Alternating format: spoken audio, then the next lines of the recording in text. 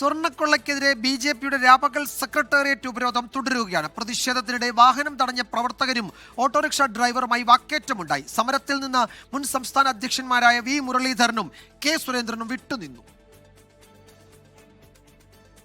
ശബരിമലയിലെ സ്വർണ്ണക്കൊള്ളയ്ക്കെതിരെ ബി.ജെ.പി ഇന്നലെ വൈകുന്നേരം ആരംഭിച്ച രാപ്പകൽ സെക്രട്ടേറിയറ്റ് ഉപരോധം തുടരുന്നു.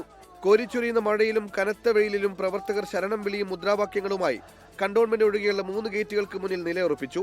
സമരത്തിനിടെ വാഹനം തടഞ്ഞ് പ്രവർത്തകർ സംഘർഷത്തിനിടയാക്കി. ഓട്ടോറിക്ഷ ഡ്രൈവറും പ്രവർത്തകരും തമ്മിൽ വാക്കേറ്റമുണ്ടായി.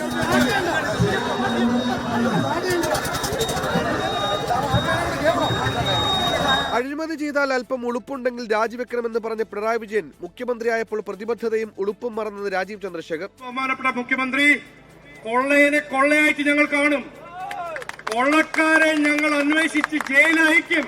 കുറ്റം ചെയ്തിട്ടുണ്ട് ദേവസ്വം മന്ത്രി, കുറ്റം ചെയ്തിട്ടുണ്ട് ദേവസ്വം ബോർഡ്.